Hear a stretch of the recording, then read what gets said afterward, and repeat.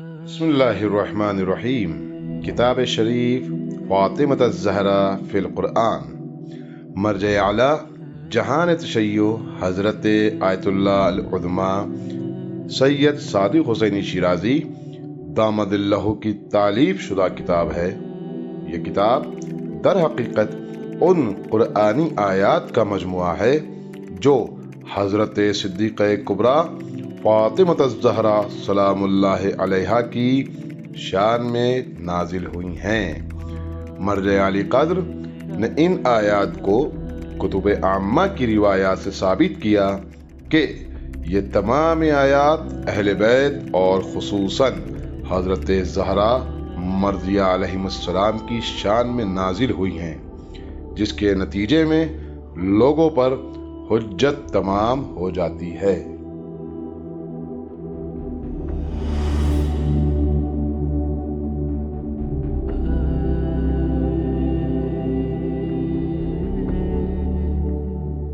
اعوذ باللہ من الشیطان اللعین الرجیم، بسم اللہ الرحمن الرحیم، وبہ نستعین وهو خیر معین، رب اشرح لی صدری ویسر لی امری واحلل عقدۃ من لسانی یفقہوا قولی انشاءاللہ۔ قال اللہ سبحانہ وتعالی فی القرآن الحکیم، بسم اللہ الرحمن الرحیم، آمن الرسول بما انزل الیہ من ربہ والمؤمنون کل آمن باللہ وملائکتہ وکتبہ ورسلہ لا نفرق بین احد من رسلہ قالوا سمعنا وطعنا غفرانک ربنا والیک المصیر۔ عزیزان گرامی قدر معزز اور محترم ناظرین کرام، میں آپ حضرات کی خدمت میں معصومہ عالم سلام اللہ علیہا کی فضیلت کے حوالے سے حاضر ہوا ہوں،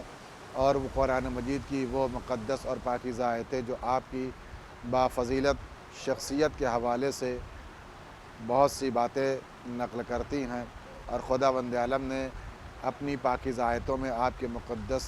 ذات کا تذکرہ اور ایما اور اشارہ فرمایا ہے، اور روایات کے ذریعے سے ثابت بھی ہے کہ یہ آیت اہل بیت اطہار علیہ السلام کے لیے نازل ہوئی ہے، اور اس میں مصداق ابرز صدیقہ طاہرہ سلام اللہ علیہا کی ذات بابرکت ہے۔ ارشاد رب العزت ہے کہ آمن رسول بما انزل الیہ من ربہ، کہ جو کچھ خداوند عالم کی طرف سے، ان کے رب کی طرف سے نازل ہوا، اس پر جو لوگ ایمان لی آئے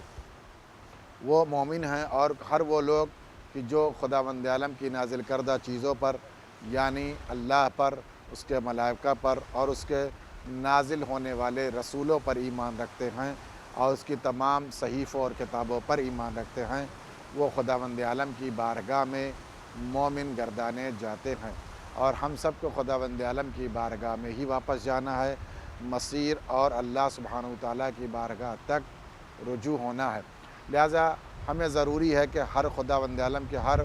ان تمام چیزوں پر نظر رکھنے کی ضرورت ہے کہ جو اللہ کی طرف سے نازل ہوئی ہیں ان پر ایمان رکھنا ہے، چاہے وہ انبیاء علیہ السلام کی شکل میں ہوں، چاہے رسولوں کی شکل میں ہوں، اور چاہے آسمانی کتابوں کی شکل میں ہو۔ بالخصوص اہل بیت اطہار علیہ السلام کی ولایت اور ان کی محبت، یہ خداوند عالم کی طرف سے ہمارے لیے لازم اور فرض اور واجب ہے۔ لہٰذا ہم اسی ایمان کی بنیاد پر خداوند عالم کی بارگاہ میں سرخرو ہو سکتے ہیں۔ اگر ہم نے ان تمام نازل کردہ چیزوں پر اور خداوند عالم کی بارگاہ سے آنے والی اشیاء پر ایمان نہیں رکھا، اور ان میں سے کسی ایک چیز کا اگر انکار کیا،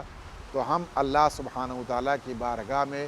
مومن نہیں شمار ہوں گے۔ اور بات تو تب ہے کہ جب خداوند عالم ہمیں قرآن مجید کے حوالے سے یہ بیان کرے کہ جو شخص ان تمام چیزوں کو جو ہم نے نازل کیا ان پر ایمان رکھتا ہے، وہ ہماری بارگاہ میں مومن شمار کیا جاتا ہے، اور تبھی انسان مومن کہلائے گا، ورنہ اپنی زبان سے مومن کہلانا یہ کافی نہیں ہوگا۔ اگر انسان یہ دعویٰ کرتا ہے کہ ہم مومن ہیں، تو اس دعوے پر دلیل دینے کی بھی ضرورت ہے۔ اب چاہے ایمان بالقلب کا مسئلہ ہو، چاہے ایمان بالجوارح کا مسئلہ ہو، چاہے ایمان بالاعضاء کا مسئلہ ہو، اظہار کرنا ہو یا باطنی طور پر، جو ایمان کے تقاضے ہیں،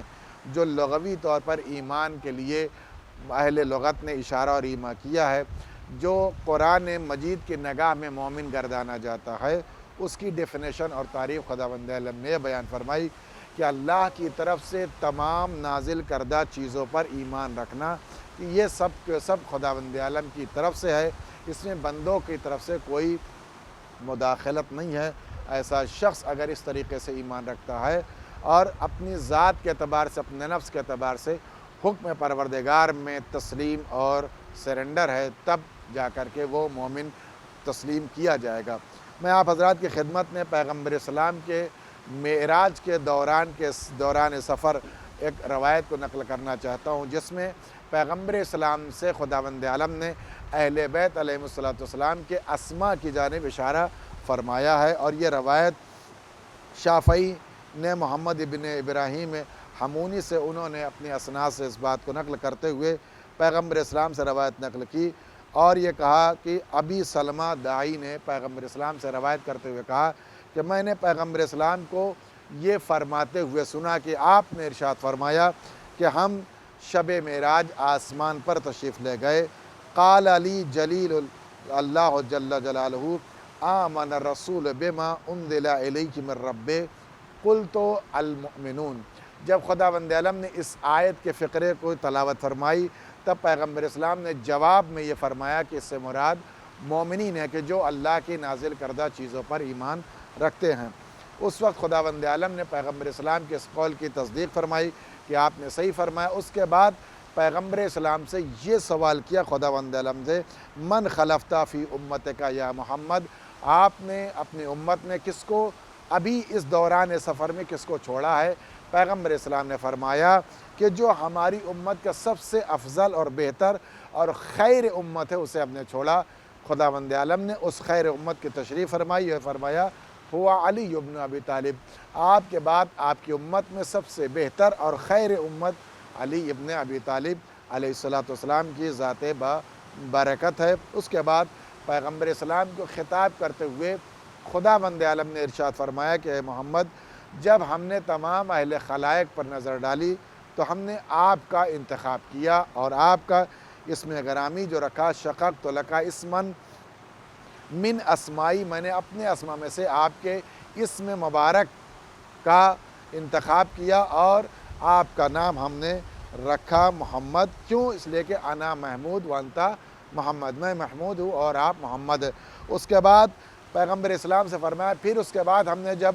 اہل خلائق پر نظر ڈالی تو ہم نے علی ابن ابی طالب کو چنا، اور فاخترت منها علیا وشققت له اسما من اسمائی وانا الاعلی ہوا علی، میں اعلیٰ ہوں اور وہ علی ہے۔ یعنی تمام اہل خلائق میں خیر امت علی ابن ابی طالب علیہ السلام کی ذات بابرکت ہے۔ جس طریقے سے پیغمبر اسلام کا اسم محمد اللہ کے اسم محمود سے مشتق ہے، اسی طریقے سے امیر المومنین کا نام اسم علی خداوند عالم کے اسم اعلیٰ سے مشتق ہے۔ اس کے بعد پیغمبر اسلام سے فرمایا، یا محمد انی خلقتک وخلقت علیًا وفاطمۃ والحسن والحسین والائمۃ من ولدہ من شبہ نوری وعرست ولایتکم علی اہل السماوات والارض۔ اے محمد، ہم نے خلق کیا آپ کو، محمد اور علی کو، فاطمہ کو، حسن کو اور حسین کو، اور ان سب کی محبت کو ہم نے اپنے اعتبار سے تمام اہل خلائق کے اوپر فرض قرار دیا ہے، اور ان کو اپنے نور سے ایک سایہ قرار دیا ہے۔ جس نے ہمارے ان اسماء مقدسہ سے جدا ہونے والے پاک ہستیوں کے اسماء کو قبول کیا اور ان کی ولایت کو، جن پر ہم نے زمین و آسمان کے حوالے کیا، اگر انہوں نے قبول کیا فَهُوَ مُؤْمِنٌ، وہ مومن ہے۔ فَمَنْ قَبَلَ كَانَ عِنْدِي مِنَ الْمُؤْمِنِينَ، جس نے ان کی ولایت اور محبت کو قبول کیا وہ اللہ سبحانہ وتعالیٰ کی بارگاہ میں مومن گردانا جاتا ہے۔ آپ نے اس روایت سے اندازہ کیا کہ اس سے معلوم یہ ہو گیا کہ پیغمبر اسلام کی بارگاہ میں جو یہ پنجتن پاک کی ہستیاں ہیں، ان کو خداوند عالم نے منتخب کیا ہے۔ اس میں مصداق ابرز فاطمہ زہرا سلام اللہ علیہا کی ذات بابرکت ہے، ان کی ولایت ہم پر فرض اور واجب ہے۔ وآخر دعوانا الحمدللہ رب العالمین۔